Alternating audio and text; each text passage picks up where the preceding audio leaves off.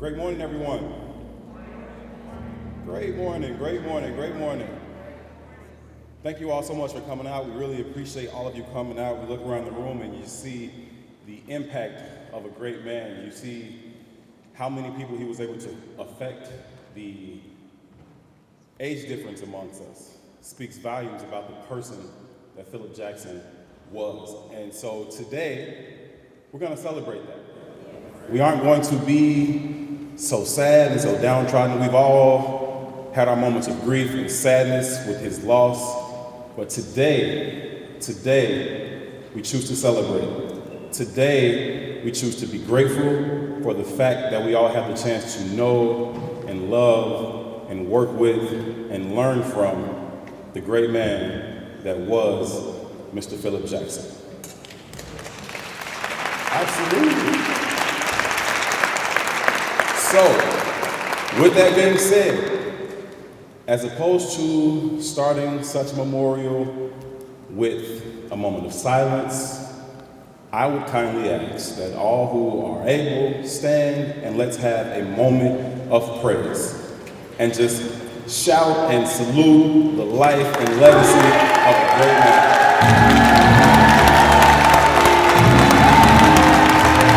Let him hear you as far and wide as possible.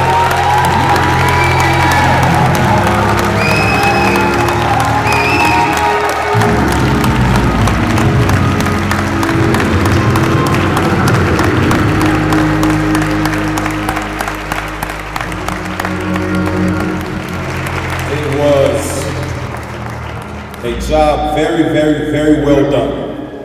It was a race very well run, and a life very well lived.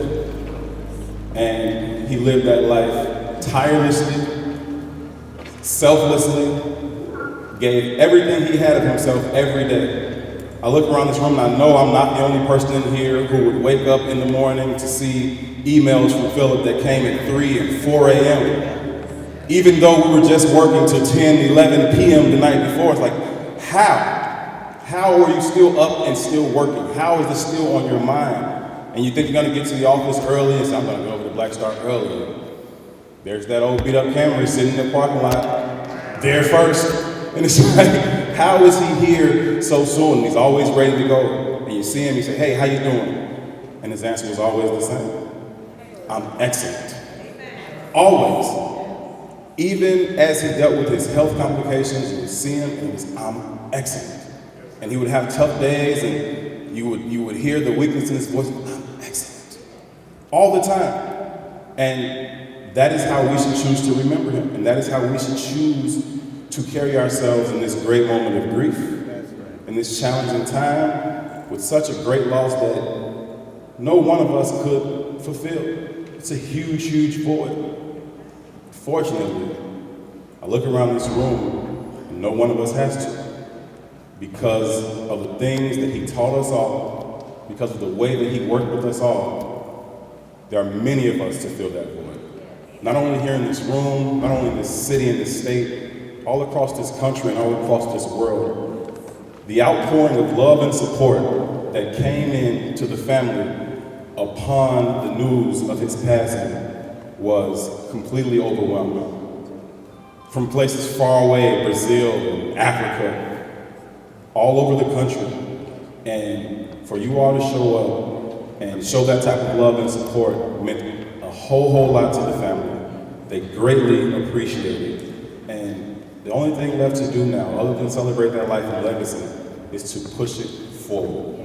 The best way to honor him is to continue the work that he worked so tirelessly on every single day. He didn't know if it was Saturday or Sunday or Wednesday or what the calendar, he had no idea. It was another day, another opportunity to work for his people, and whatever that looked like is what he was going to do. There was nothing too big, no idea that seemed too out of touch. Sometimes he would call and he would say, hey, we should do this. It's like, how are we going to do that? By the end of the day, we've got a solid plan for exactly how it's going to get done, and by the end of the week, we're well on our way to accomplishing it. I feel grateful. I feel grateful I'll always be sad, I'll always miss him, but more than that, I just feel grateful for the fact that I knew him, had the chance to work from him, and more importantly, had the chance to learn from him.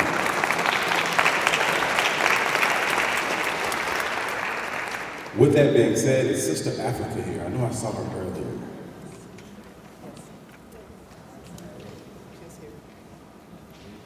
Good morning, Queen. How are you? Come on up, come on up. I'm good. Good to see you. Good morning, yes. You are going to lead us in the tradition of libations? Absolutely. Good morning, everyone. Greetings. Libations, it is a liquid offering poured to show respect and acknowledgement of the forces that sustain us and the ancestors that make our existence possible. I'm going to wait for my sisters to join me. The women of the Deborah movement, you all can clap as they come. Thank you.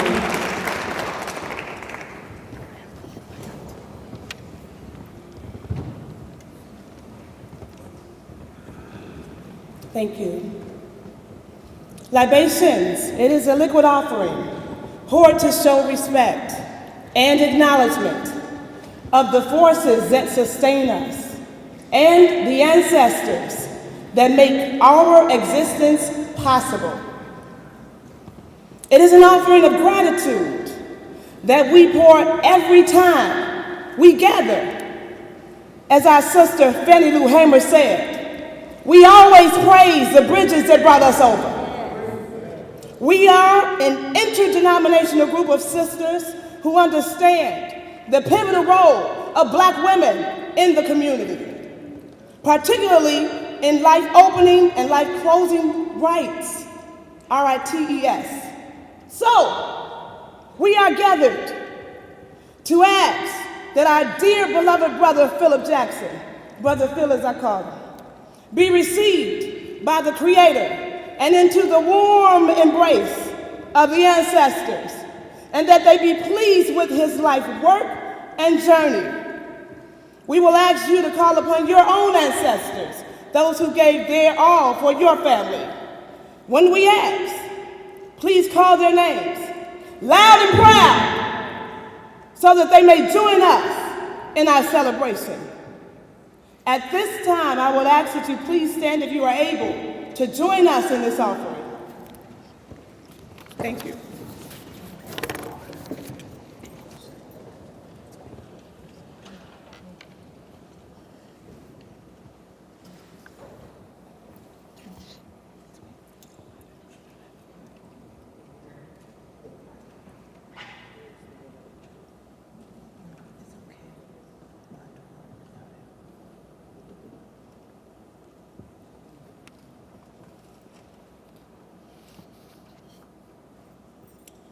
We'll proceed. Typically, we have the water to represent living, and we have it. Okay, thank you. Please bear with us and thank you.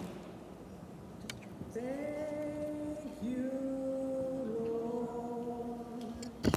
Thank you, Lord. Thank you, Lord. I just want to thank you, Lord. You've been so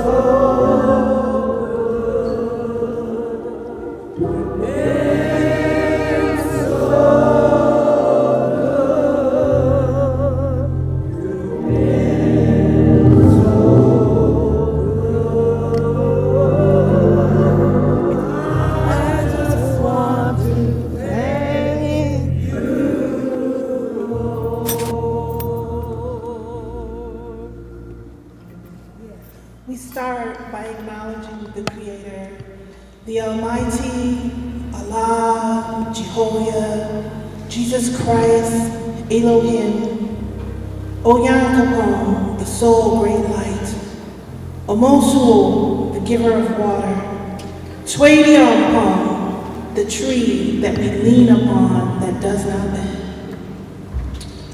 We will begin to call the name of our great ancestor, who from the beginning of time has shown us that we are an excellent people. And we will give a brief explanation in case there are people present who have never heard their names. First, we call upon Imhotep. And if you hear the truth, you can respond by saying Ashe, Amen, or however it comes out, just respond. Imhotep, the great multi-genius of the Nile Valley. The first multi-genius that we have on record who left an account of African excellence academically and spiritually, showing us that we are not a poor and non-intellectual people. He was an architect, an astronomer, the father of medicine, don't get it twisted now, a philosopher and a priest. We call on Imhotep to join us here. We call on Queen Amenemrenes of ancient Kush, the governess and leader of ancient Kush, who had heard that Alexander the Great in 332 BC was walking around the Mediterranean and conquering everything he could. And his desire was to get into the heart of Africa and change my destiny and change your destiny. And she decided that that was not going to happen. And she heard that he was coming, and she gathered her warriors to sit on the backs of mighty elephants, and she waited for Alexander. Now, he might not have been great, but he was wise. When he saw the elephants and the warriors, he turned around, and he was never able to capture the African heart. Let's say Ashe for Queen Amenemrenes. We call on the Queen Asantewaa of the great Asante Nation, the Queen Mother of the Asante Nation, because women were not down-pressed in the African experience. This is what our brother Phillip Jackson continually shared with us. The women standing here are part of the Deborah movement, where he organized women to take back community and to share their voice. So we are calling them to join us here, our ancestresses. The Queen Asantewaa of the Asante Nation, a nation that was held together by a God-given golden stool. And so when the English criminals came into the Asante Nation demanding the golden stool, well, the brothers got weak in their spine and said, well, let's just give it to them. And Queen Asantewaa stood up and said, that will not happen, not today. And I will fight to my last. And every woman will fight to their last to protect that golden stool. Yes. Long story short, the stool is still in the Asante Nation, and the English criminals had to go home empty-handed. We want to call the name of our dear beloved brother Marcus Garvey, who in the post-1492 era, when we were, quote unquote, a conquered people, we had been in chains and so-called emancipated, but had forgotten who we were, had that beaten out of us with the bullwhip, came and stood in our midst and reminded us in 1920s that Africa will be great again. That as great nations have done in the past, African people will do again. We're 400 million strong across the planet. We are not a minority. Up, you mighty nation, he said, you can accomplish what you will. He organized us, and we are part of his legacy here today. We would like to call him to join us here. Of course, we have to call on our dear beloved brother, Dr. Martin Luther King. Just yesterday, I heard on NPR that the FBI actually sent him a letter asking him to commit suicide. And they have it on record saying, you are such a filthy, low person. Your legacy will never be known. Let's call his name together, Dr. Martin Luther King. The FBI, shame on you. We are his children and we are part of his legacy. May he forever be remembered. We would also like to call the names of course, our brother Malcolm X, our fearless Black prince, who was not afraid to look into the eye of the media and tell them the truth. Yes. And he paid with his own life in front of his family, as many of our leaders did in the 20th century, for being so bold. But he did it anyway, and we cannot forget to acknowledge him. Let's just pour out a little water for our dear beloved brother Malcolm X. I cannot neglect to call the name of our sister Ella Baker, who said, when the cameras go off and the leaders go home, I run the civil rights movement from my purse and from my phone book in my purse. I call all the parents whose children have been locked up and all the families whose husband, brother, son has been locked up and said, your son's in jail, your husband's in jail, we're working on it. Can I get something to take to him? Can I help you with some groceries? That's how the civil rights movement works. We cannot forget that it was laboring women who brought this forward. Let's pour out a little bit for our dear sister Ella Baker. And we could go on, but we are here to participate as you are in community. So we want to open the floor for you to say in a loud and clear and proud voice the ancestors in your family that made your existence possible. Not just anyone, but those who have made special sacrifices for us to stand here today, whether they be national or personal. Please take this moment now to say their names.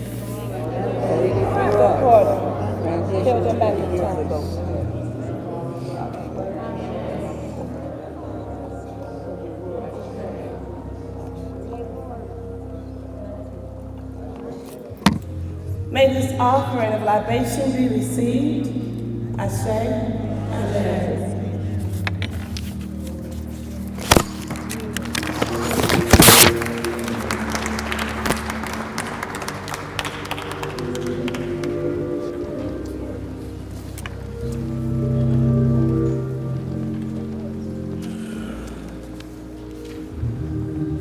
Good morning, everyone. What we're going to do is, good morning to my family there, the Frady family, all the way from Ardale Garden. Good to see you this morning. Good to see you this morning. What we're going to do is, we're going to take a look at the program, and we're going to make sure that everyone that's on program, once you call up, that you do the thing that you have been assigned to do. Be respectful of time and all of the above. We have a number of individuals here that's going to participate on the program, especially the speakers. And so I'm going to ask them to treat this program like we did on this past week. Good morning, Sister Gloria. What we're going to do is, especially the speakers, George Wright and Gregory Singh and John Rogers, and I do believe Brother Jerry Chico and Sister Dorothy Brown. We asked them to come. These are all individuals that have worked with Brother Phillip and the Black Star program. And what we asked them to do when they come, we asked them to be real Catholic, act like they're Catholics. Not like Father Michael Flavor, but act like they're Catholic and give us a 2-minute speech. Now, if you was over at the Baptist church, we would tell you to use the 3 B's. And Malik know, and Sister Glory know, that the 3 B's are be sincere, be quick, and be seated.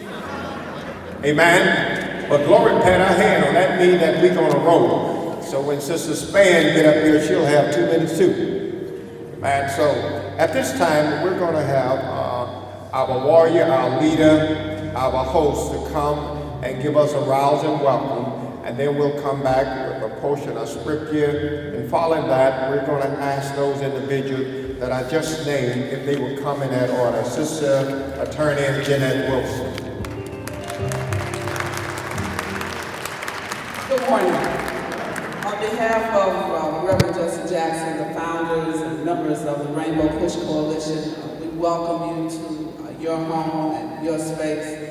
And I met with the Phillip sister the other day, and you know, she looks so much like Phillip. She doesn't have his energy, and everybody knows what I'm talking about. So she said, well, everybody has a Phillip Jackson story.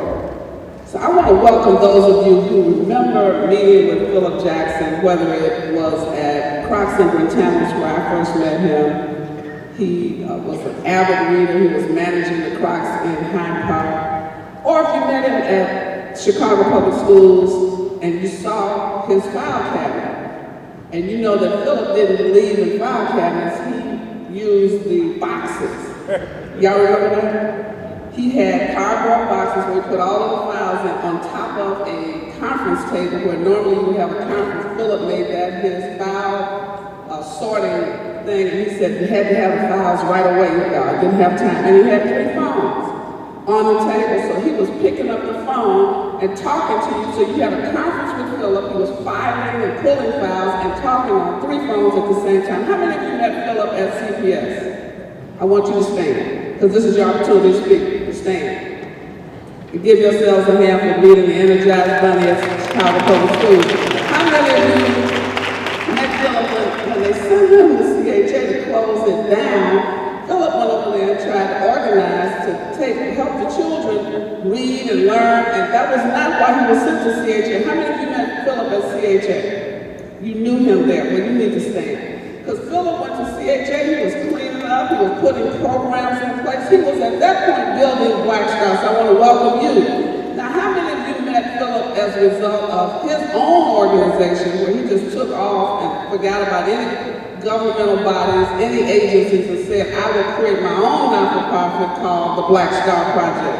How many of you met Phillip there? How many of you remember that Phillip said he had to make sure that real men took their children to school, and he did that all over the country? How many men were part of that program? I'm welcoming you to this service. Phillip will not have you here sitting looking like you just don't care. I need y'all to stand. Everybody, give Phillip a round of applause. He brought us all together. Some of us will not be in the same room, but for Phillip Jackson. Here's a guy that can bring the city, the municipal, street people, organizing, the nationalists, all of us, educated, non-educated, educated, uneducated, no education, all of us together to celebrate the life of a man who has meant so much to our children, to our city, and to our nation. So welcome and thank you for coming. I appreciate all of you. Thank you, Sister Wilson. You see, she was almost obedient. We told her to do a welcome, and she gave us an essay. We thank her. Our scripture will come from 2 portions of the Word. Psalms 24 said, "The earth is the Lord, and the fullness thereof, and they that live and dwell therein." Our second portion of scripture will come from the 14th chapter of John. "Let not your heart be troubled. You believe in God, believe also in me. For in my Father's house are many mansions. If it were not so, I would not have told you." John said, "I go to prepare a place, and if I go and prepare a place, I'll come again and receive you unto myself, that where I am, you may be also." And the church said, Amen. God bless you again. We thank God for all of you once again. At this time, we're going to have our speakers to come. We're going to start off with a young man that we all know very well. And if in fact,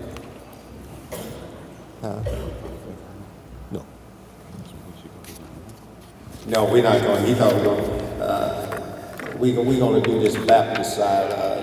They messed around, told me to do some stuff, so we're going to save him and bring him out later. All right, fair enough. Father Flavor got a whole bunch of stuff he going to say. So we're going to go here. We're going to go right here. All right, well, let me get John Walker. Okay, then. Why do you have to be first? Just, he needs to go. Okay. All right, then. We'll bring our brother John Rogers since he has to be first. All right, good.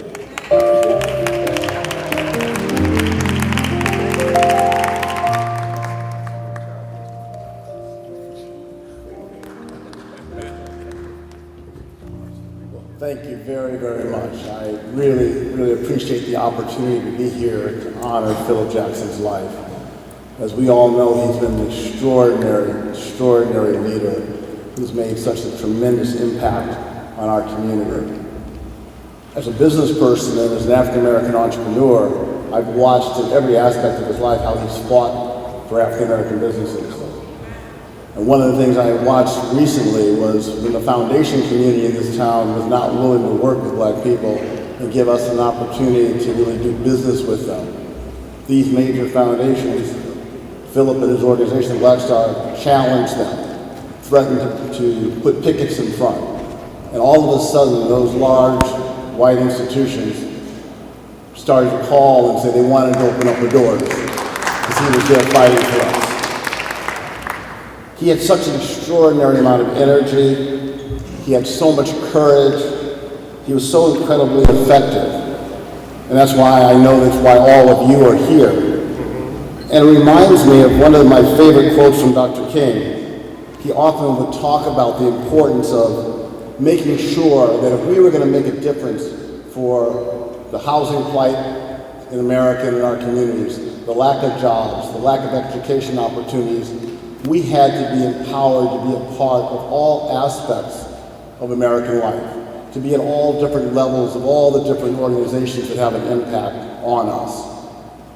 Phillip Jackson understood that, and he fought to make sure that he was looking out for every single citizen here that wasn't being treated fairly. And so it's my extraordinary honor to be able to be here today to help recognize Phillip's life and his legacy. We know that he's made a difference for all of us, and I know that his organization is going to continue to be alive, fighting for us and making a difference. It's great to see this great tribute here. Thank you very, very much for the opportunity to be here.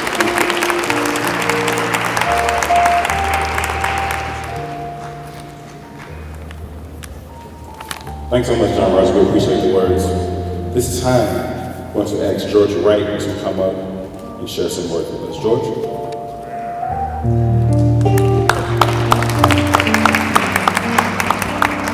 Good morning. First of all, and this can't be rushed, Reverend Daniels, I'd like to give honor to God from all my blessings continue to flow. Amen. To Reverend Jackson, who I consider a great friend and a mentor, to all other clergy in this building, I greet you in the words of peace. Born in the Pentecostal or Sanctified Church, we weren't Catholic, but we were taught from Sunday school on up to be brief and to follow instructions. I plan on doing just that. So here we go. My life has been consumed by greatness.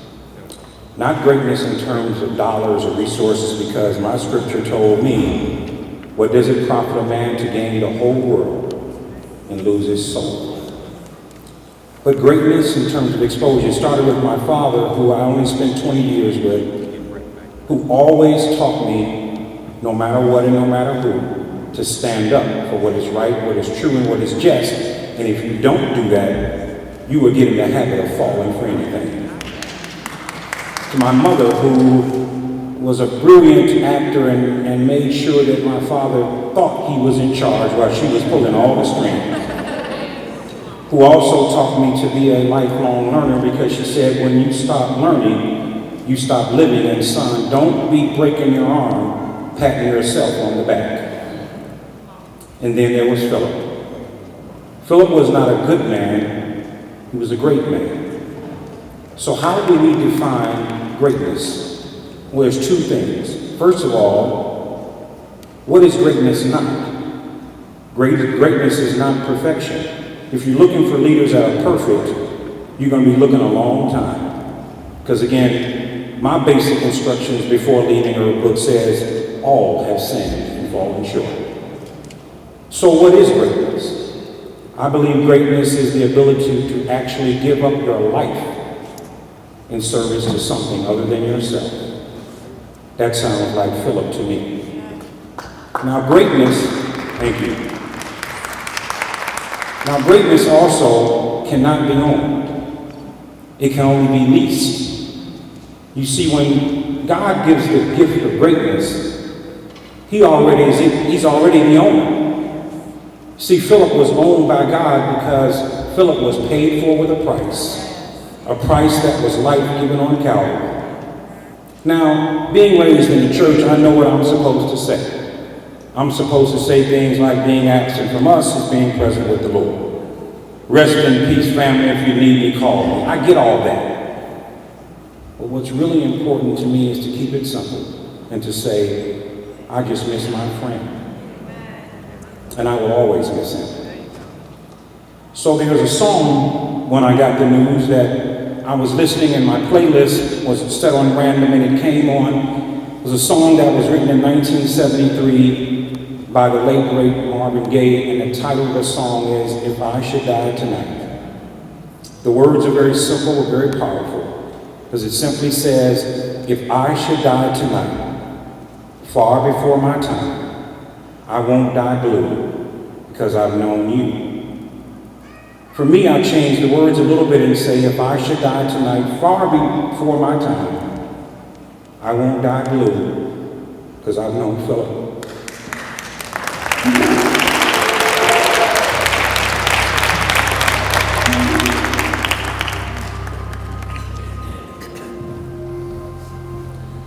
Thank you to George Wright. We appreciate those great words. We echo those same sentiments. I look around the room and I see so many great faces and so many dynamic speakers, and George is as dynamic a speaker as I've ever come across, so I just thank you for sharing your time with us this morning. Next, I want to bring up yet another phenomenal individual who Phillip seemed to encounter and work with countless numbers of phenomenal individuals, and I guess when you are a phenomenal individual, so shall be your company. And the next person certainly embodies that. Gregory Saint is our next speaker.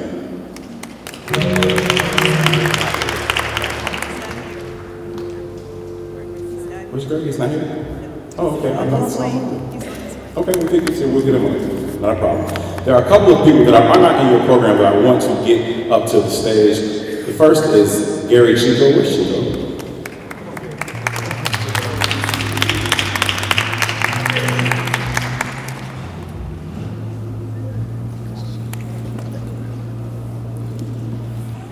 I miss my friend Phil Jackson. Some people are put on this earth to do small things, and others are put on this earth to do very large things. Phillip Jackson moved a city, an entire city. I first met Phillip Jackson at the Chicago Public Schools, and there was no job, no project, no issue that was too big for Phil. As most of you know, including his family, he never slept. He never slept. You can call Phil at 3 in the morning, you can call him at 6 in the morning, call him at midnight, he was ready to go. And this is the kind of person who made the Chicago Public Schools work. A person like Phil, who never gave up, never saw anything he couldn't achieve. And when Phil started the Black Star Project, my wife and I were early supporters because we believed in Phil. We knew what he was setting out to do, and we wanted to be supportive. But what really struck me about Phil, excuse me, is that, as John Rogers said, when he wanted to take on the foundations of his city that were not being fair in their allocation of money, Phil's the one who held them accountable. Phil held them accountable. As I said at the beginning, God puts people on this earth to do special things. And Phillip Jackson did special things. Special things. He will be deeply, deeply missed by my family and the entire city. My respects to the family.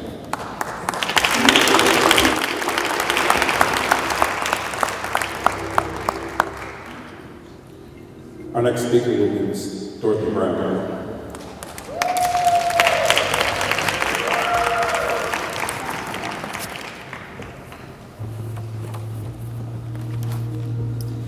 I will lift up mine eyes into the hills from whence cometh my help. My help cometh from the Lord. Weeping may endure for a night, but joy cometh in the morning light. Praise God. Giving thanks and praise to God, and honor to Phillip's family, to all of you that are here today. Phillip was my friend, and I had to be here to offer my condolences and just to share in this celebration of his life. I first met Phillip when he was chief of staff at the Chicago Public Schools, and I went to the United Negro College Fund event, and 1,000 people, it would seem, that were around Phillip trying to get his attention as the chief of staff, and he took his time to talk to each of us. He gave everyone, he treated everyone with respect. And then what really struck me the most was when he became head of CHA. And I knew that there was a deal to try to do the transformation, Jeanette, as you talked about, and to really tear down the projects and move the people and displace the people that were there. And I said to myself, that's not the young man that I met. I don't think he's going to be able to do that. I can't see him doing that. And he started to bring book clubs to the Chicago Housing Authority, trying to help the young people that were living there to become better citizens and become even more educated. That's the young man that I knew. And I knew that he would not stay in that position long because he was not going to be able to carry out that deal. And subsequent, the next year, he was no longer in that position. I said, that's the young man that I know. I knew that he would stand up and not displace people. We should give Phillip Jackson a big round of applause for just standing up for morals, standing up for people. That's what he was about. Standing up for the little guy. That's who Phillip Jackson was. And that's what we have to do. You have to be able to have guts, have courage to be able to stand in the face of adversity, but stand for that which is right. I brought a resolution for Phil today. And of course I won't read it because it's very, very long, and I'll just close with by saying, Mr. Phillip Jackson will be greatly missed by family, friends, community members and leaders, associates, and the many people whose lives he touched during his decades of community activism. Although fond remembrances of his caring and untiring spirit will live on in our hearts forever. Now therefore be it resolved that I, Dorothy Brown, Clerk of the Circuit Court of Cook County, official keeper of records for all judicial matters brought into the Cook County court system, do hereby salute the life of Mr. Phillip Jackson, and may his memory be cherished forever. Resolved that a copy of this resolution will be sent to the family with our deepest sympathy, and one copy will be found in the office of the Clerk of the Circuit Court of Cook County, dated this 20th day of November, 2018, humbly submitted, Dorothy Brown, Clerk of the Circuit Court of Cook County. God bless you.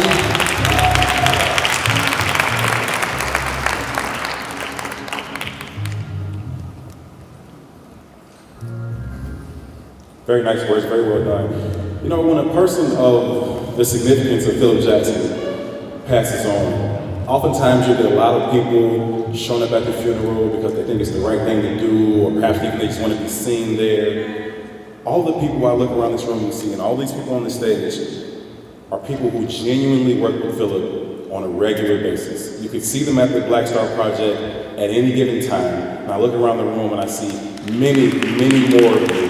And so I just thank all of you all for being genuine people who truly stood with him on a daily, weekly, monthly, yearly basis. I look around the room and I see so many familiar faces, and I shouldn't start naming some of you because there's no way I can name all of you, but I see people like Otis Monroe and Brother Sel Dunlap and Sister Erica Dunn, and people who work with him all the time, and it's just really, really good to see all of you here to celebrate his life. The next person is no different. Please welcome Gregory Saints to the stage.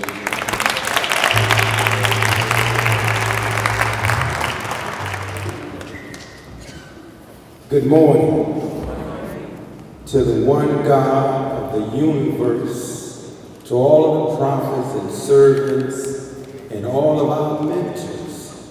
I am so thankful to God just to have another day to get it right. And I am thankful, if it's okay, to invoke the spirit of our ancestors, because we'll be doing the same thing as we reflect on this particular brother, because he is absolutely in that line of divine work that's called the Black Star Project.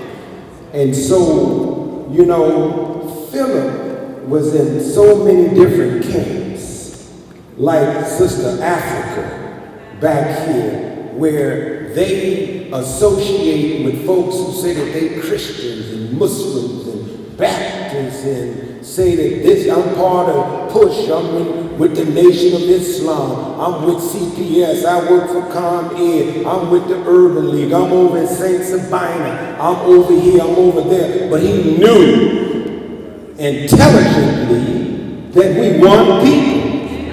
And the same project is for all of us. The Black Star Project. Good to see you.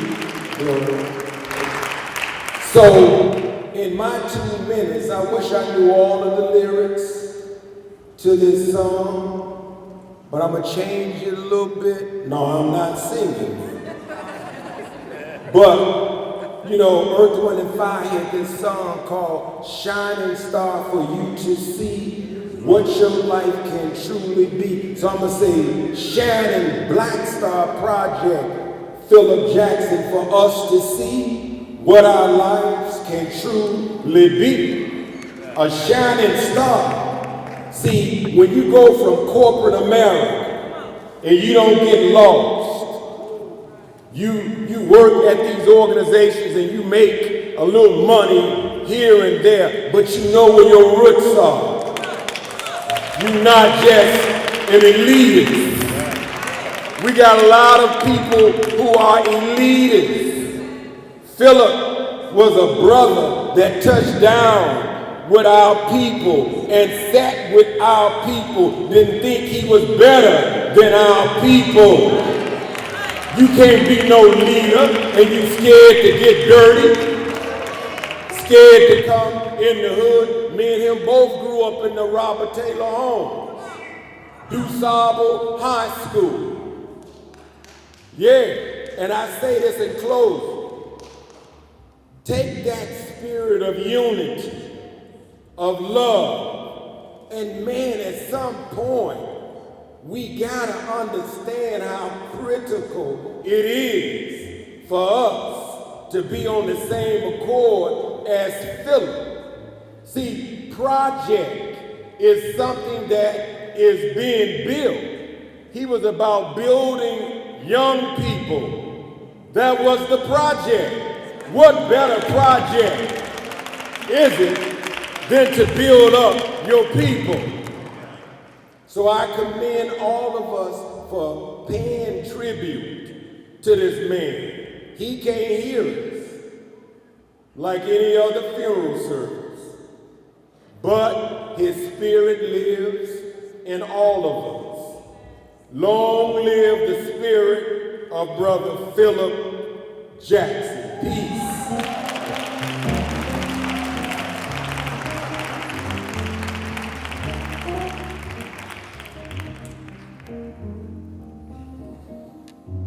Thank you, Brother Sam. We appreciate it. Heard a lot of things in those remarks from those phenomenal people, and one of the things that I heard that Sister Africa mentioned was the Honorable Brother Marcus Garvey. And as you know, the Black Star Project is named after Black Star Line, and that legacy is something that Phillip continued to carry on. And you heard about his past. This is a man who has been to the heights of every profession and every endeavor he's ever encountered. And he could have chosen to do anything he wanted with the rest of his life. And with that experience and with that perspective, he chose to dedicate his life to improving the lives of our children and their families and our communities. It's a very, very selfless decision, but it's also one that comes with a lot of responsibility. You have to be absolutely fearless. And Phillip was fearless. If he thought you were wrong, he was coming to tell you about it. He was going to make you correct that wrong. And it didn't matter who you were. You could be this corporation, that corporation, this Fortune 5, that Fortune 5, this politician. It didn't matter. If you were wrong, you were wrong. And it also didn't matter if you were right, you were right. That's who he was. And I want to read a quote from Marcus Garvey, just talking about the strength and the demeanor that that you have to be a leader, the type that Phillip Jackson was. Goes, if we must have justice, we must be strong. If we must be strong, we must come together. If we must come together, we can only do so through the system of organization. Let us not waste time in breathless appeals to the strong while we are weak, but lend our time, energy, and effort to the accumulation of strength amongst ourselves, by which we will voluntarily attract the attention of others. Phillip didn't care who was going to reach out and help. He wasn't going to go begging for support for this and money for that, attention for this, attention for that. He was going to do it because he knew it was the right thing to do. And if nobody wanted to help, he was going to do it on his own. And I've seen him do it on his own. That's the type of person that he was, and that's the type of spirit that we must continue to carry forward. Brother Greg, that was a good rendition of the song you did. I'm going to bring up a real musician if that's cool. That's cool. That's cool. Phenomenal voice going to come and do a astounding rendition of Lift Every Voice and Sing. Please welcome to the microphone Miss Lydia Phoenix Hamilton. With the harmony of liberty, let our rejoicing rise high as the listening sky. Let it resound loud as the rolling sea. Sing a song full of the faith that the dark past has taught us. Sing a song full of the hope that the present brought us. They sing the rising sun of a new day begun. Let us march on till victory is won, is won.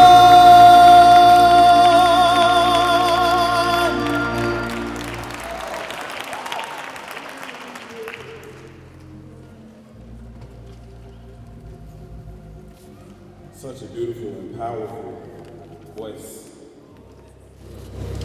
This time I want to continue along with our scheduled speakers. Our next speaker is going to be Minister Ishmael Muhammad from Mosque Mariana.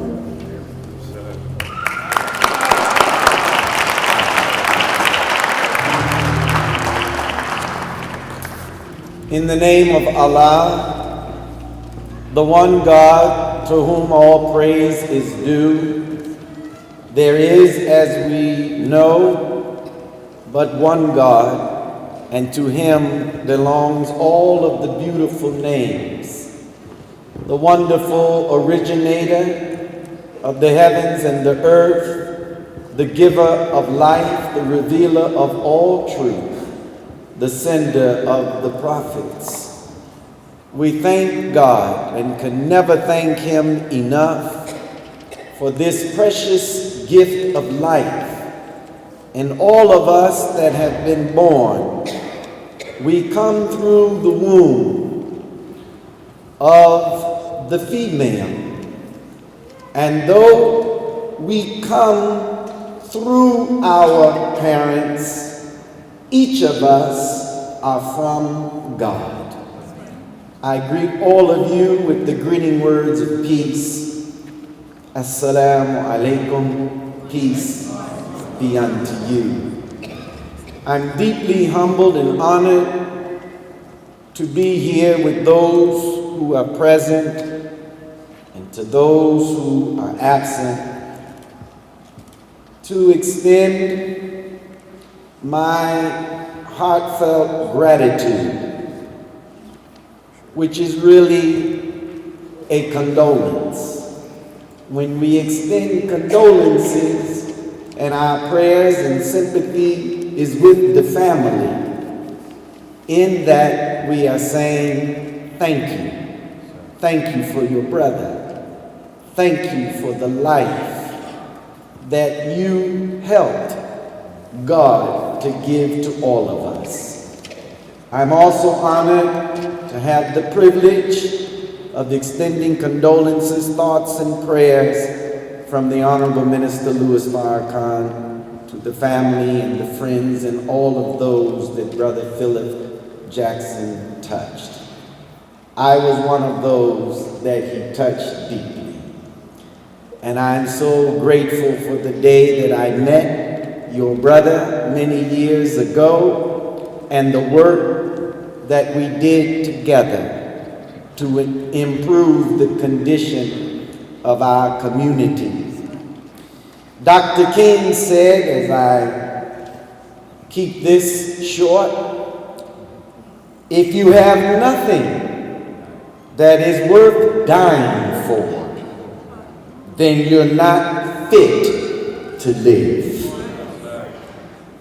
Brother Phillip lived a life worthy of God. He served a cause bigger than himself. And because he served a cause bigger than himself, he was fit to live because he gave his all to the cause of God. The Holy Quran teaches us and tells us, speak not of those who die in the way of God as dead, nay, they are alive, but you perceive not. Philip is no longer with us physically, but his life, his work, and his spirit remains. He can never die. And he was an example of the kind of life and service that Jesus desires all of us who claim to be his disciple to live. Jesus was concerned with the poor, he was concerned with the young and the children.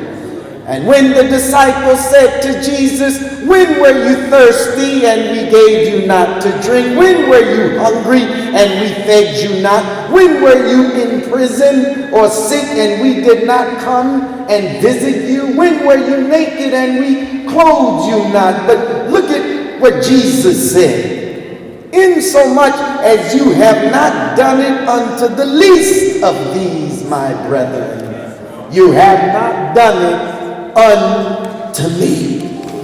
Then he said something that I love my brother for as I take my seat. When I visited him in the hospital, I said, Brother Phillip, what would you have me to do? You have lived a rich life. You have lived and devoted your life to the liberation struggle of our people. What would you have me to do? He said, Minister, do what you are doing. Help Minister Farrakhan. He said, Minister, Elijah Muhammad was right. And he repeated it over and over again. He said, take that message and that program of Elijah to our young generation. I said, don't worry, Phil. I don't have nowhere to go and no better cause to serve my life for than for the liberation of our people. So I close with this.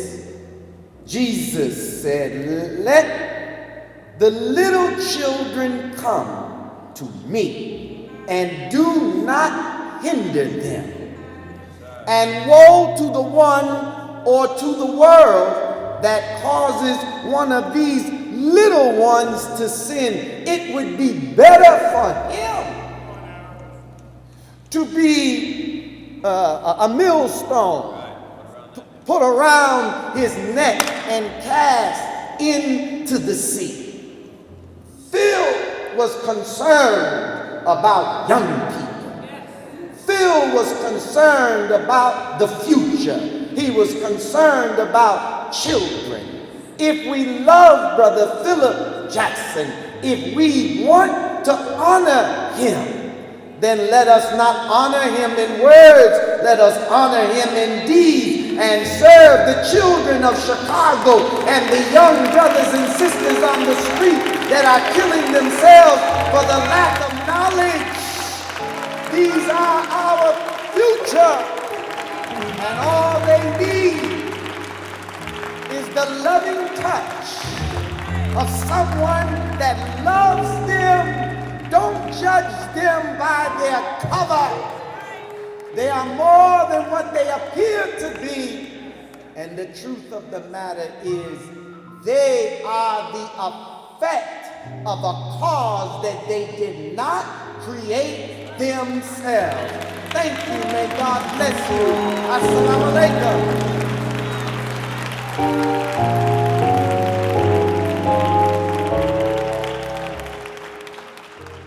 Thank you, Minister. We appreciate it. Minister, you took us directly somewhere that it wasn't supposed to be next in the program, but you took us directly there, and so I'm just going to get to that part right now, talking about Phillip working with children and putting them first. There is an old saying that I like to say a lot, so some of you have probably heard me say it before, but I'll say it again. It is that youth is wasted on the young, right? It literally suggests that while we are in our years of youthful exuberance with so much energy, we don't yet have the experience or wisdom to match with that energy. And it also suggests that perhaps by the time we acquire that wisdom through experience, we no longer have the energy to pursue the things that we were once so passionate about. And so then it becomes imperative that we marry those two different skill sets. We have to be able to get the wisdom and experience from our older generations into our younger generations while they have the youthful exuberance and the energy to pursue those things. No one that I know of embodied that more than Phil. He would put young people in positions of power like no other person I've ever seen. And I'm talking about young people. I'm talking 5, 6, 4-year-old young people, okay? I'm not talking about 20-something, 30. I'm talking young. And that's who he was, and that's what he was about. And so with that being said, I want to skip ahead in the program a little bit and we'll come back. I want to welcome to the stage Deacon Vince Price and the Williams Triplets.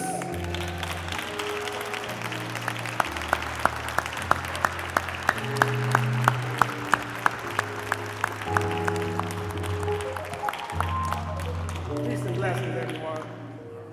Speaking of our youth, I brought 3 of our scholars with us from our program, and they just happen to be brothers. Let's give them a hand.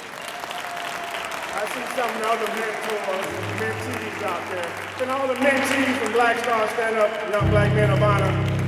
Mentees, mentors. All right. So we're going to do one of our creeds that we normally sing. It's called Minute by Minute. And these young scholars want to recite the poem from you all, the creed. Can you all sing?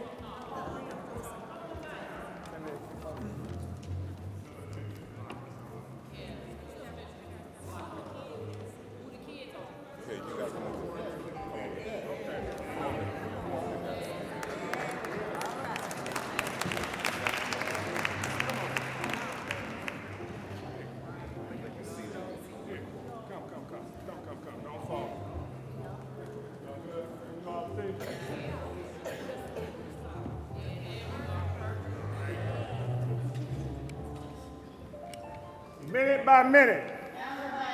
If you lose your faith, minute by minute. If you lose your culture, minute by minute. If you lose your history, minute by minute. If you lose your courage, minute by minute. If truth is light, minute by minute. If it is to be, all right, let's give him a hand. I'm going to continue.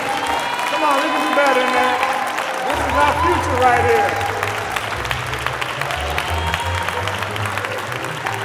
I'm going to continue Mr. Jackson's legacy by rewarding our scholars.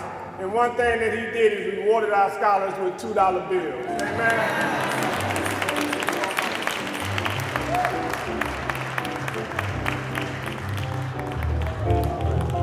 Let's give it up for him.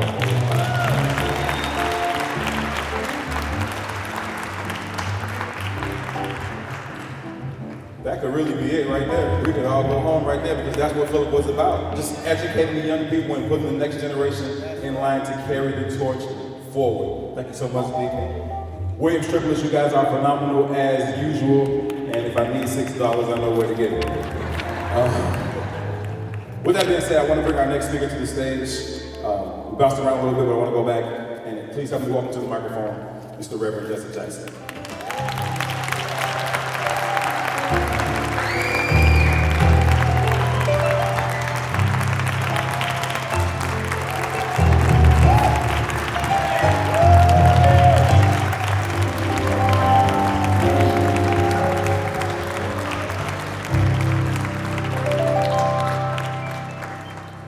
Thank you so much. Let us join hands and bow our heads in prayer. Search our hearts and know our ways. Make us better and never bitter, and more fit for the journey. Thank you for sending a beloved angel our way, a messenger of hope and possibility. We thank you for sending Phillip this way, for showing us how. We thank you for his parents, for his family. Give us the strength to follow. He will live as long as we remember him. We will not forget. Search our hearts and know our ways. If there's anything within us that should not be in hatred and jealousy and malice, move it even now. Only the pure in heart shall see you. We want to see you face to face. God, we thank you for Phillip today. We thank you for him. We thank you. We thank you. With 1,000 tongues, we say thank you to every one of them. Amen.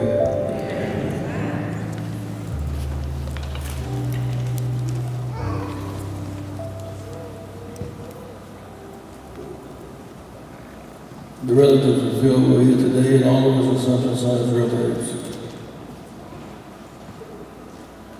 Physical education is a mission, not as a job.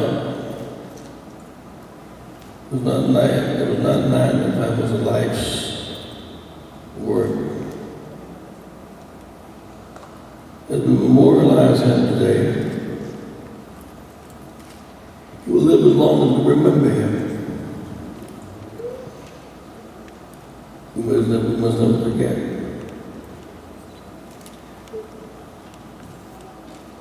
He never gave up on our children, he never gave up on them, he never talked down to them.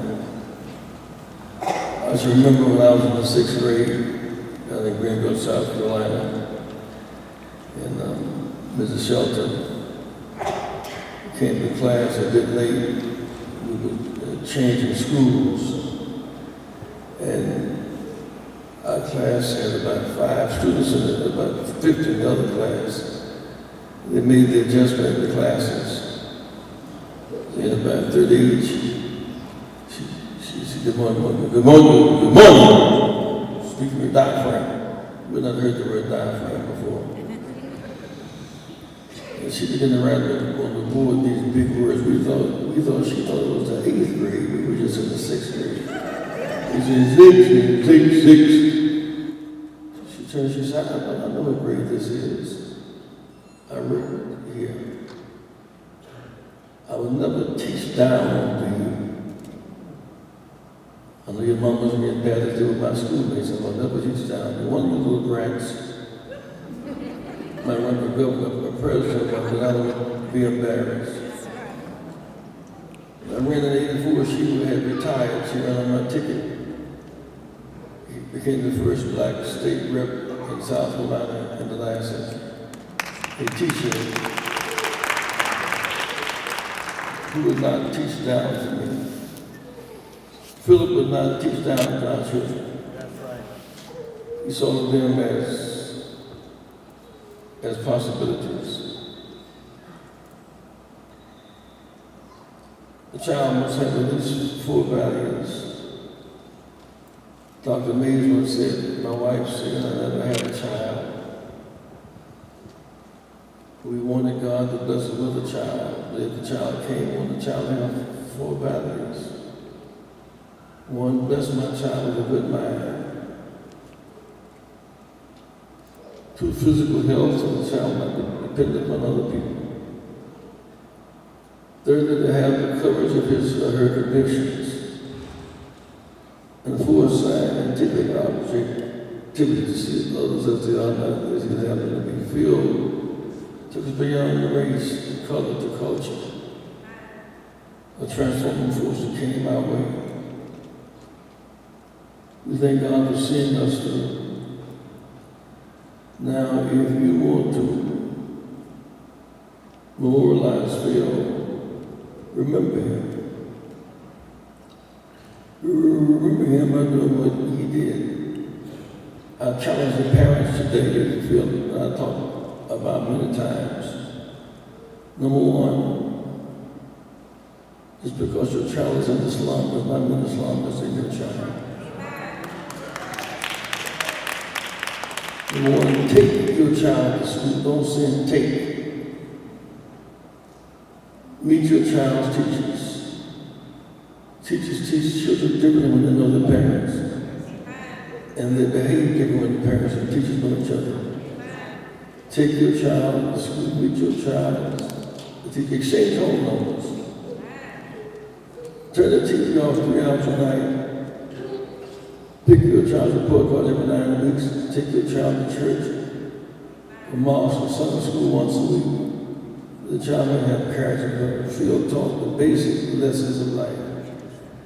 Why are we so good at basketball? We work at it. I believe we can. There's no lesson we cannot learn, no science we cannot master. If we believe, if we have the faith, God has the power. God has sent an angel our way. If we follow his program, his plan, his vision. Unity is a big deal, but vision is more powerful than unity. Phillip saw something in our children. Believed in them, we must not believe in him. Please say, Phillip will live as long as we remember him. We will not forget him. We teach our children, love our children, never look down on them. Within each child is infinite possibility. And through us, they gain trust and hope.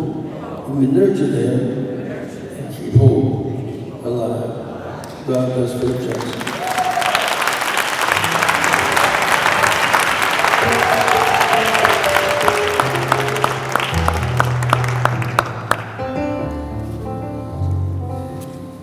Thanks so much, Reverend Jackson. We appreciate the words.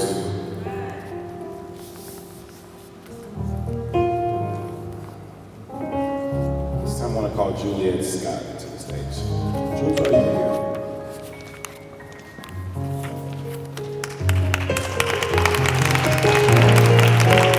Good morning, sister. How you doing?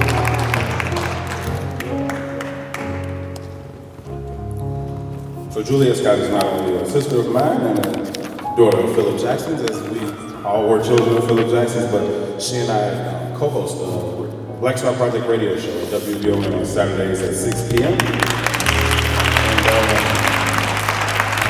I just run my mouth, she coordinates everything, she does it all. So Juliet Scott is going to come and recognize some of the Black Star participants of the many programs that Phillip Jackson started over the years. So the family asks that you stand in recognition of the program and acknowledgement. Male mentors and mentees, Parent University workshop leaders, daddy-daughter dance participants, young Black men of honor, safe passage workers, economic empowerment program, becoming Chicago's next CEO, Black male mass graduation, protest, activism, violence prevention, Million Father March, Tutoring Saturday University, Women of Deborah, and WVON radio show. If everyone could please stand and look around at what Phillip Jackson created and how many people he connected, and give him a round of applause for the work that's done in the program.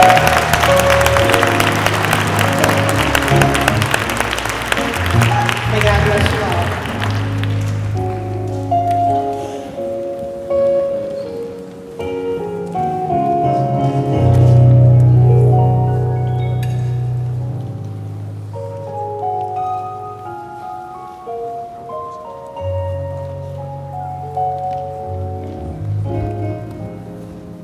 Thanks, Julius. I appreciate that.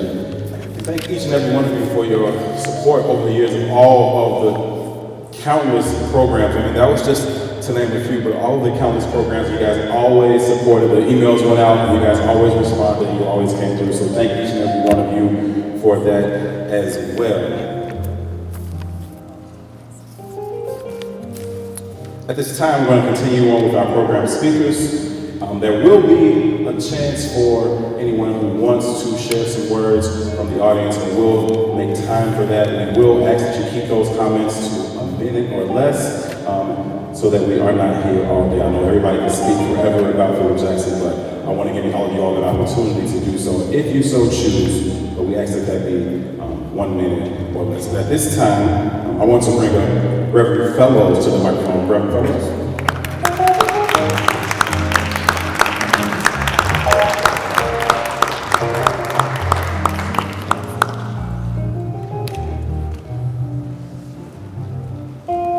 It's not Reverend, but it's Reverend, but I'm doing his work.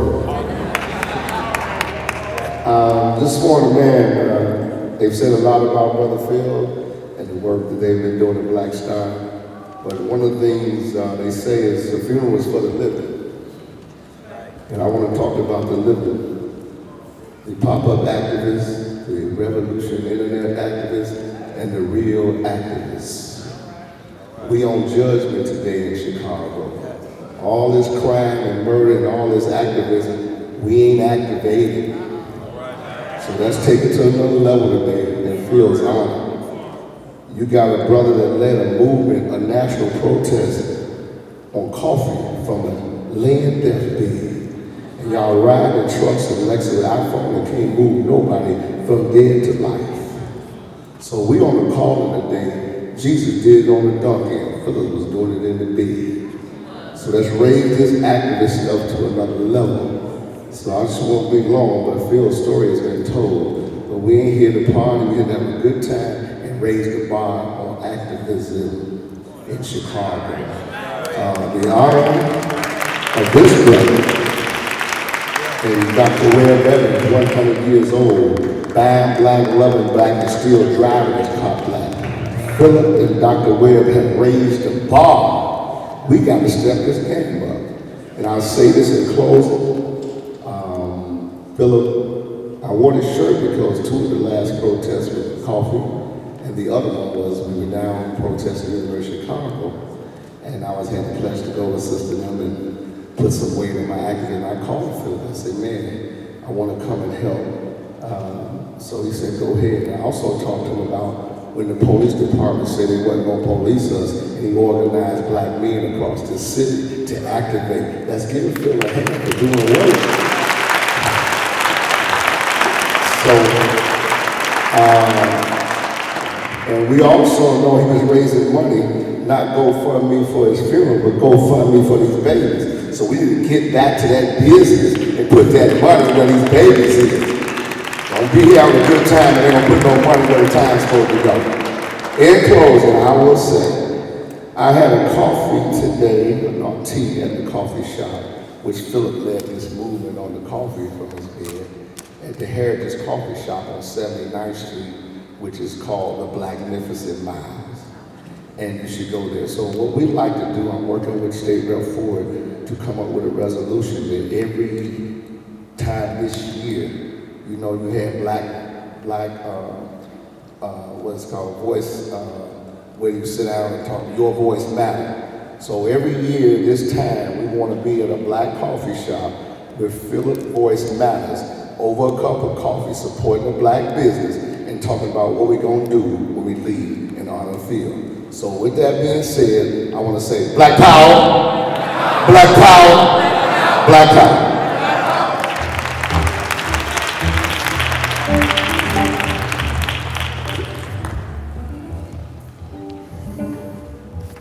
Reverend Fellows. I thought I was the only person up here that wasn't a reverend. So, figures.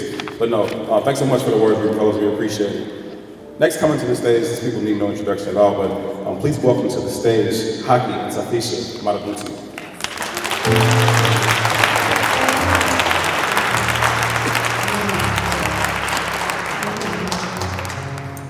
So I'd like to start by bringing greetings to you from the Institute of Positive Education, which we established in 1969, New Concept School that we established in 1972, and the Betty Shabazz International Charter Schools in 1998.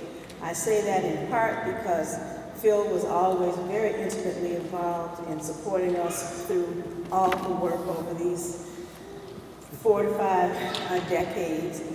In particular, I remember when we were going through our struggles with the Chicago Public Schools around our Barbara Sizemore campus. And Phil was right there. We didn't have to call Phil, he was just there. He set up an interview with journalists down at the Black Star Project supporting us when we had the meetings specifically with the CPS board. He was physically there. We were meeting with the state commission to make our case. He was there all along. When we were starting the Saturday University program, we had lots of conversations about conceptualizing what that would be about and where it could be. So he was always a partner with us in struggle. I want to make a slightly personal statement that I had hoped to have made at the birthday celebration that he had for him. And I had some hesitation at the time for saying it, and had planned to write him because I had called worrying about where he was in the hospital, but ended up not doing that. And it's a story that I often tell. That when I became pregnant with my first child, an elder in the community said to me that when you become a mother, your body is embodied with a spirit that already exists, and that you don't own that spirit. And as a parent, your job is to come to know that spirit and feed it, but it already existed before it ever entered your body. And we have 3 children together. They're all 2 years apart, and they're very different people. And we can't account for those differences just to say they came here imbued with the Creator, with that spirit. And I tell that story in part because what I fundamentally believe is that we are spirits who have a short sojourn on top of the earth with an opportunity to live in a human body. And there becomes a point in time when the spirit realizes that the body is no longer strong enough to hold that spirit. And the spirit releases itself and goes back into eternity from which it came. And that our challenges, family, around death is that we, in our limited human vision, think that this experience is the be-all and the end-all, but it's not. It's just a brief moment. And the question becomes what we do with that moment.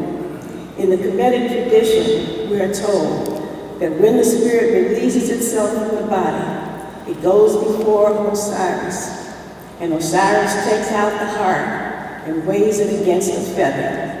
And if we have done good in the world, our hearts will be lighter than a feather, and we go on into eternity.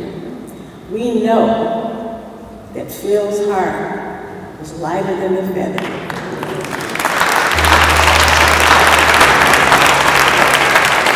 And the good and the challenge before us is to know that the good that he has taken on, with his understanding that this is a long distance run for our people.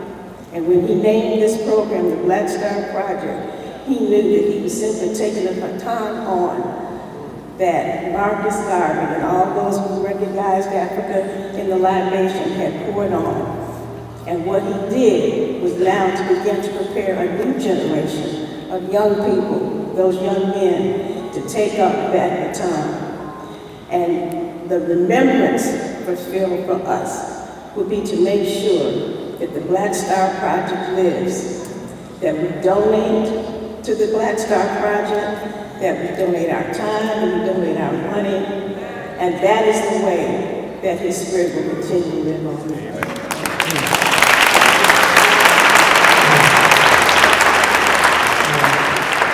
To the family, to the friends, and extended family, I feel we bring greetings. We founded Third World Press in 1967. And over the last few years, we've been working with Phil around the prison literature program. That was what I mentioned. And one of the last acts, he called and asked if we would send books to, I think, about 27 prisoners. And we've been doing this prison literature program for about 25 years. And all an incarcerated man, woman, young person, what he or she have to do is just write us. And we will send them 3 books free. And we ask them to read the books, write a paragraph about the book, send it back to us, and we send them some more books. Okay? So Third World Press exists because we're about the education of our people, as was Phil Jackson. He understood that we're an African people. Hard softness, burning black. The earth magic colors our veins, and African people are we. Burning black, blacker, softly, softly.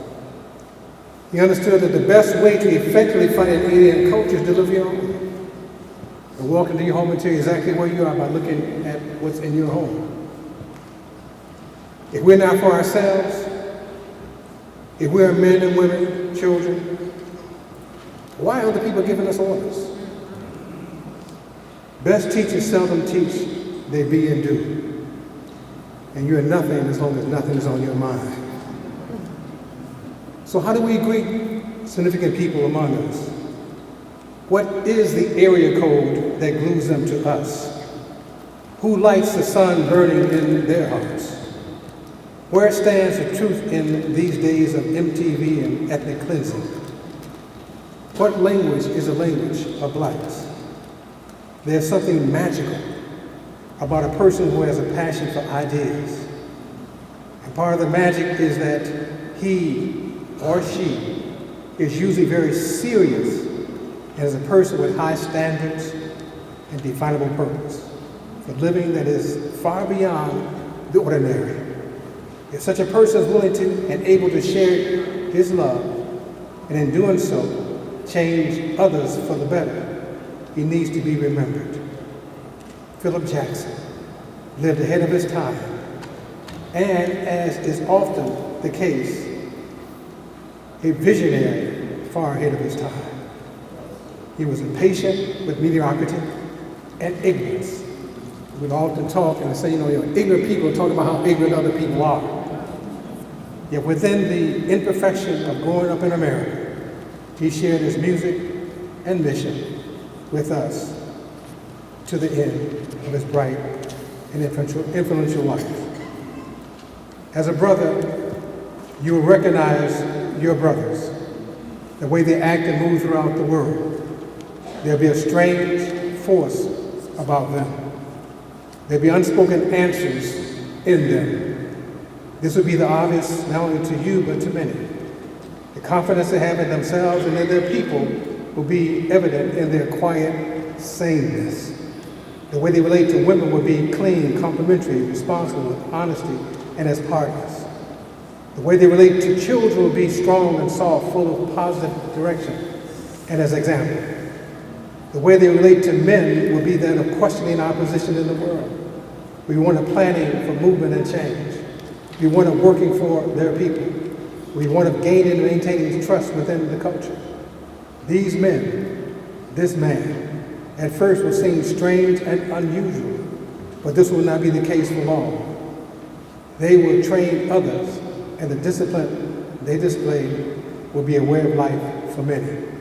They know that this is difficult, but this is the life that they have chosen for themselves, for himself, for us, for life.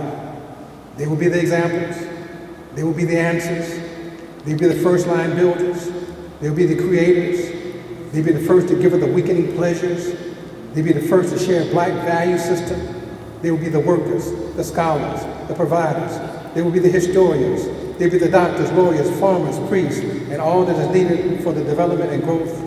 You will recognize this brother, these brothers, and they will not betray you. Thank you.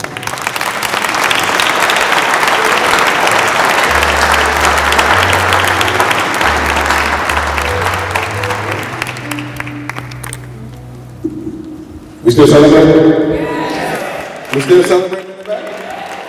All right. I want to bring a musical selection up. I got Dr. Lucinus Perkins is going to speak, but I want to bring a musical selection. Peaches sings at all of the Black Star Project events. It's you ready? Welcome her to the stage.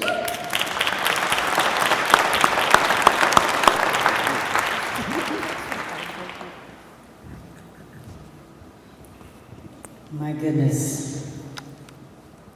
Phillip Jackson, friends and family.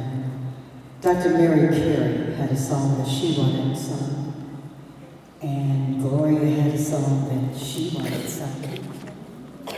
And there's one little piece that I want to do for someone very special. Mother Carey.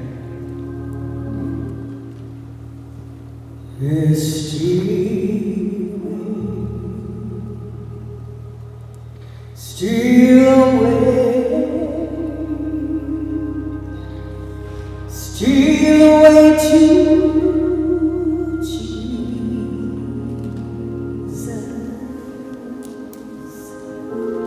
Lord, I'm gonna steal away. Phillip had to steal away home. He said,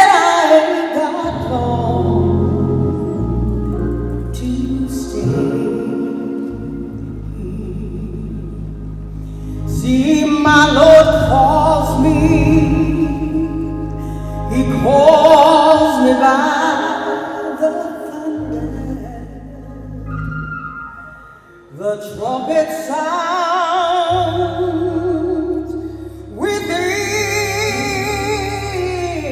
my soul, 'cause I ain't got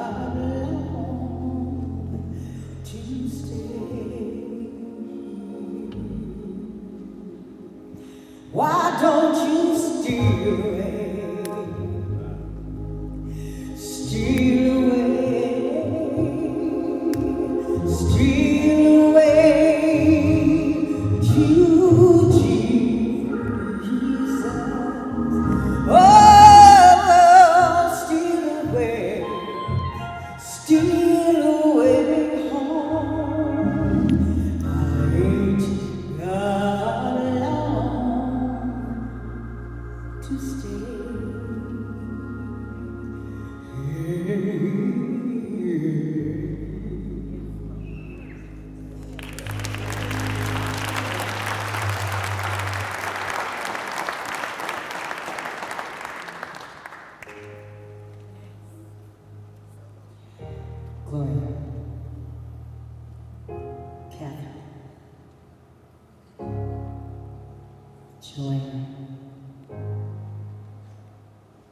absent from the bodies with the Lord, but with each and every one of us in our hearts.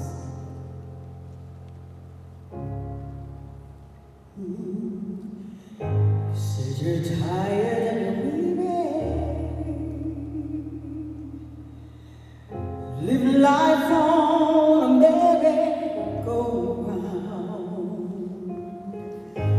and you can't find the fighter. We'll see to you, so we gonna work it out and move. You can move mountains. We can work it out. Move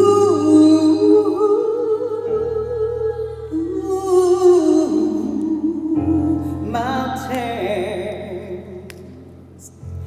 And we'll rise up high as the day. We'll rise up in spite of the same. We will rise up and he'll do it all again. We will rise up high as the day. We'll rise up in spite of this ache. We'll rise up, and I'll do it all again for you.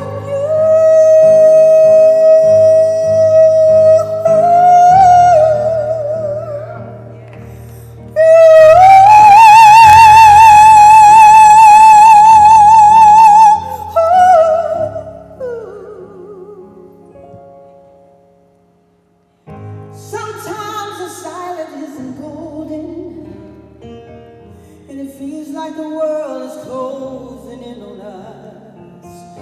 We can rise with our children. We can make a change in every one of us for you.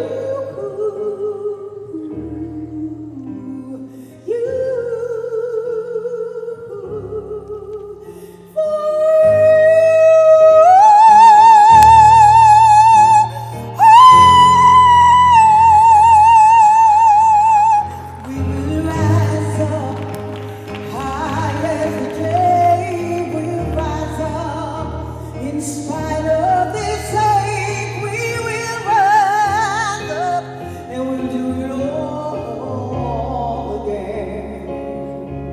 And I'll do it for you, you.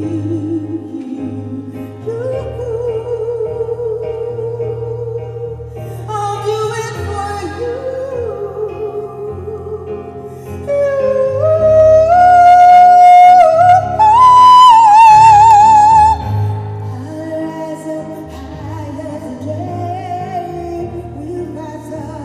in spite of the sea, we'll rise up. We rise up. You are my sunshine, my only sunshine. And you know you make me happy when skies are gray. For you, he did it for you. For you.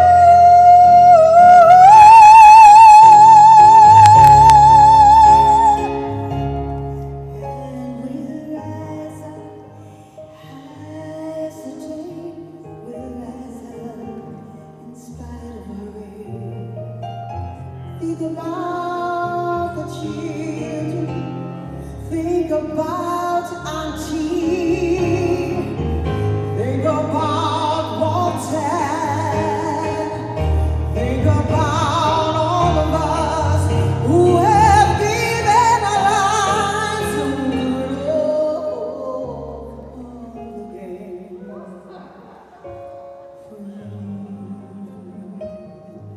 For you and you.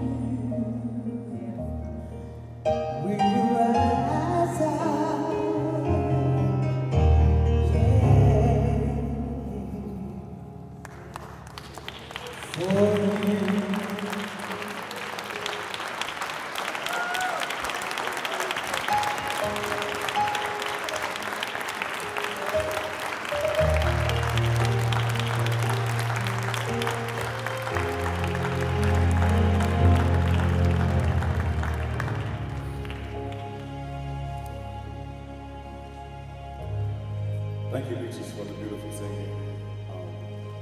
We needed it, and you moved the whole room. So even in the midst of, our celebration,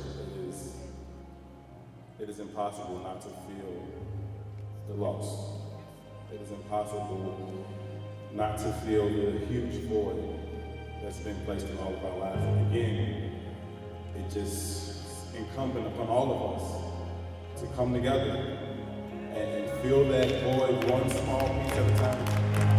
And it's the calls to the family, it's being there. It's holiday season. It's always harder around this time. But all of us together do our part. And that's in the family, that's at the Black Star Project, that's in the community, that's with your own family. Do your part to fill that void that Phillip Jackson left. And the good news is, he gave us the tools. He taught us each and every single day because he lived it. He didn't say a whole lot. He wasn't a man who just always walked around talking. He wasn't loud. I never heard him raise his voice in my life. He just lived it. And that's what we have to do. Just live it. Just live it. And we'll carry on the tradition that way. Dr. Lucini Perkins is our next speaker. Please welcome him to the stage.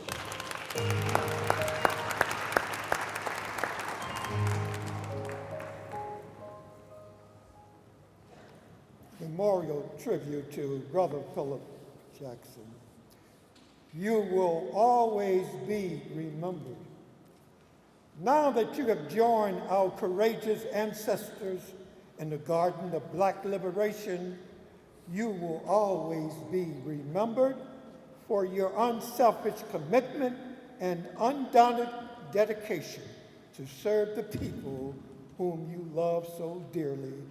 In your struggle for social justice, especially for our children, to ensure they were educated, lest they would be betrayed by racist institutions which disrespected their humanity.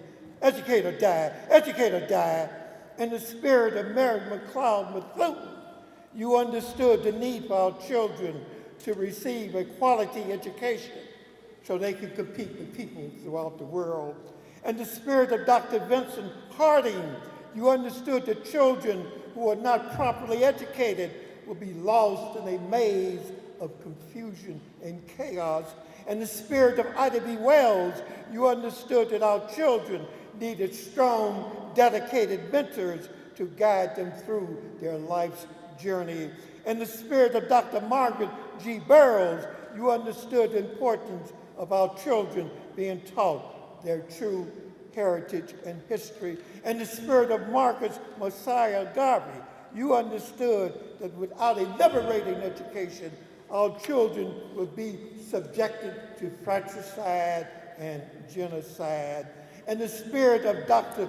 Barbara Sizemore, you understood that our children are truly the reward of life and should always be treated with compassion.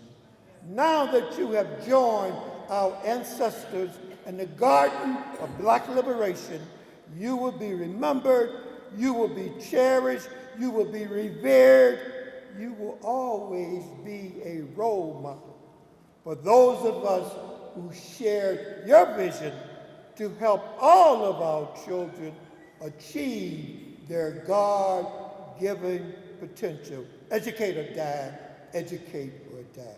Peace and love.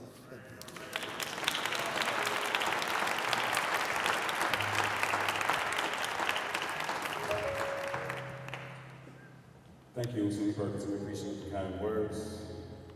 Our next speaker is going to be Ms. Ori Penny. Yeah, we can welcome her to the stage.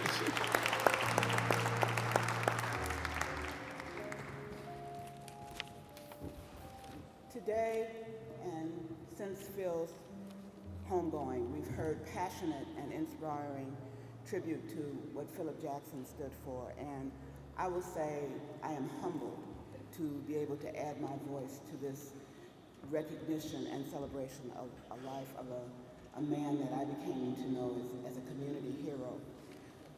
and I will start by saying I'm a Lutheran, ELCA, so I ain't gonna be as moving as they are. I will be short. But being born in Chicago and growing up on the South Side, thank you, in Inglewood, I've came to know of the work of Phillip Jackson over the years, from his days at Chicago Public Schools to Chicago Housing Authority. And I knew that he really felt the need to make important steps in Chicago, which I deeply respected. But it was not until I was at the Field Foundation that I heard him make a passionate description of the mission of the Black Star Project. And that's when I got to know the real Phillip Jackson. Because he spoke in ways that were not about a nonprofit, but he spoke in ways that were inspired, and I say this humbly, by God. He spoke in ways that made him dare to step out and deliver in ways and efforts that many nonprofits, and I understand being a lawyer why they can't and don't feel they should, would do, from challenging foundations to corporations. You could trust a Phillip Jackson to stand for the right of people and quite frankly for the right of God to be able to bestow good where good needed to be bestowed. So coming to meet Phillip through the Black Star Project, I was blessed and humbled that we as a small foundation, were able to make a small foundation gesture of funding, but it was more getting to know him and getting to know of what was to be done that I think was the investment, at least when I was in philanthropy, in the Black Star Project. It has come to be known by many, and those of you in this room already know this, as one of the most community-driven, community-empowering organizations, particularly as it relates to young children and young black men. And that is inspiring for me. As I said, I've born here, never left town, and it takes a lot to inspire an old girl, but I've been inspired by Phillip Jackson. I've been inspired by the coalition of groups he's brought together. And when I think of all that could and should and has gone on, he ranks very exceptionally highly in my life, being blessed to have run the organization started by Dr. King and Reverend Jackson in 1966, the Leadership Council for Metropolitan Communities, a fair housing organization. I could say that Dr. King would look at Phillip Jackson and say this is what his come to Chicago was all about, to bring equity and justice.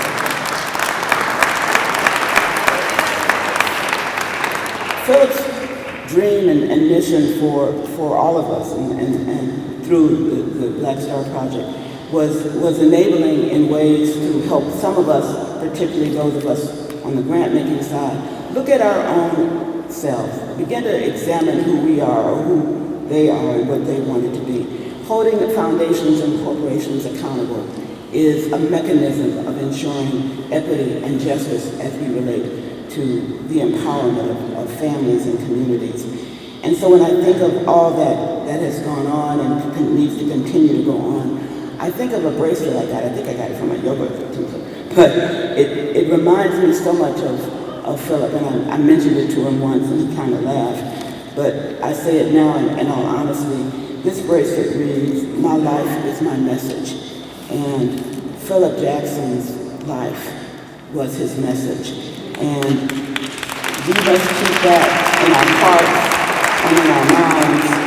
And we must not allow the negativity of all that, at least in my life, seems to enwrap us on a daily basis of what we cannot do and what cannot be done and what is impossible. We must remember that it is with and on the shoulders of the Martin Luther Kings, the Malcolm X's, the Phillip Jackson, and others, Ida B. Wells, that we stand, that we can make things happen and should. So I leave you, because I promised to be short, with just a final understanding of who I and others who have been blessed to know Phillip in this way.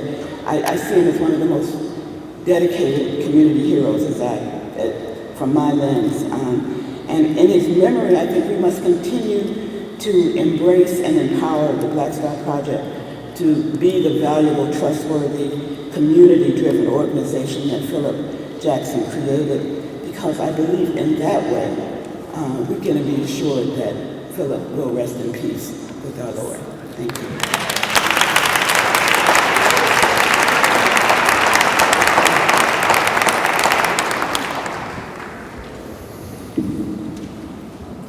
Our next speaker is going to be Father Phillip.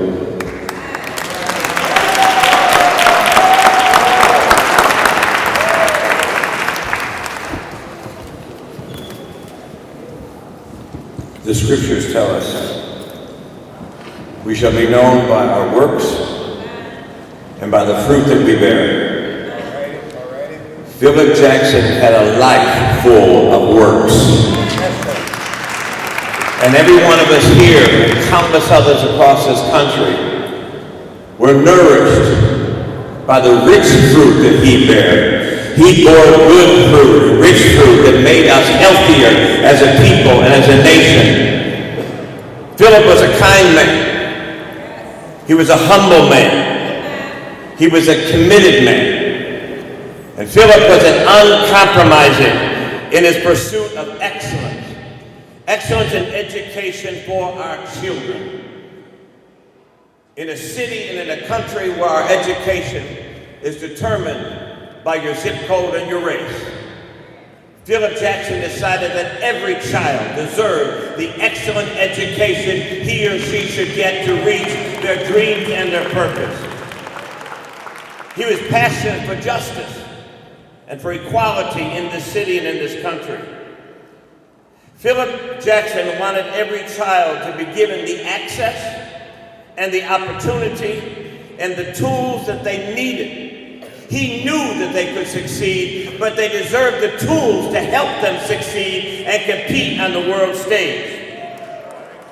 Phillip was also one who supported and lifted up others in their efforts to fight for opportunity and fairness. When I spoke with Phillip in the hospital, his comment to me was, "Father Mike, what can I do to support you?" I said, "Get well, because we need your voice." He said, "Anything I can do to help, please let me know." I think what I loved most about Phillip was his heart. He had a heart for other people. In this very selfish and self-centered world where everybody's looking, what's in it for me, Phillip cared what was in it for the community, what was in it for the children, and what was in it for the people. That's who Phillip lived for. His heart drove him day in and day out. Jesus said, "There is no greater love than to lay down your life for your friends." Phillip did just that. He laid down his life for his friends and for strangers he never even met. Phillip was no pop-up activist and no pop-up fighter. He was the justice fighter that was in his DNA. It was his blood, is what he was born for and what he did every day. He did it all of his life. And as was mentioned, he raised the bar. He raised the bar to remind us that we don't just do acts of charity to feed and to clothe and to comfort, but we are called to do acts of justice. And that is dismantle the systems that cause people to be hungry and naked and not cared for. Phillip understood what Jesus said when he said, "I'm not here. I didn't come to be served. I came to serve." Phillip was a servant. He was a true servant. And we are better because of Phillip Jackson, both personally, as a city, and as a nation. And the best way we can honor Phillip Jackson is not just to come here and gather and remember him, but to pick up his mantle, pick up the baton, do what he did, sacrifice like he sacrificed, fight like he fought, day in and day out, care for our children to get what they deserve in this country. Thank you, Phillip Jackson. Thank you for your service. Now put on the robe of victory. Take on the crown that's laid up for you. Welcome home, Phillip. We'll see you in the morning. Thank you for teaching us to fight.